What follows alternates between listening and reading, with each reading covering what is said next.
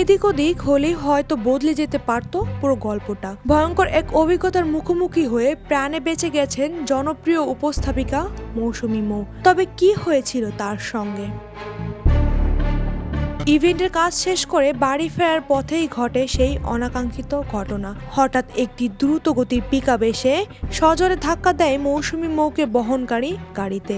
ধাক্কার তীব্রতায় গাড়ির এক পাশ থেকে ছিটকে পড়েন তিনি।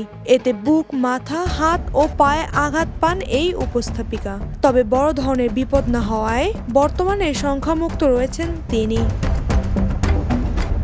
সামাজিক যোগাযোগ মাধ্যমে নিজের সেই ভয়াবহ অভিজ্ঞতা জানিয়ে মৌসুমী মৌ লিখেছেন, আলহামদুলিল্লাহ, অনেক বড় বিপদ থেকে গতকাল বেঁচে গেছি। তিনি জানান, তার গাড়ির ঠিক পেছনে বাইকে ছিলেন মেকআপ আর্টিস্ট মুমিন। কয়েক সেকেন্ডের ব্যবধানে বড় বিপদ থেকে রক্ষা পান মুমিনও। মৌসুমী মৌর ভাষ্য, পিকআপটি গাড়ির আরেকটু সামনে কিংবা দরজায় ধাক্কা দিলে হয়তো পরিস্থিতি আরও ভয়াবহ হতে পারত।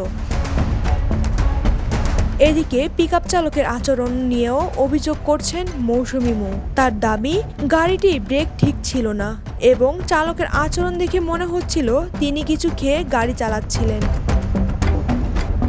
তবে এত কিছুর পরও জীবন ফিরে পাওয়াকেই সবচেয়ে বড় পাওয়া বলে মনে করছেন মৌসুমী মৌ। তার পোস্টে স্বস্তি প্রকাশ করে ভক্তরা লিখেছেন, আলহামদুলিল্লাহ, সব ঠিক আছে, এটাই অনেক। কেউ আবার লিখেছেন, শুকরিয়া, মহান আল্লাহ বড় বিপদ থেকে রক্ষা করেছেন।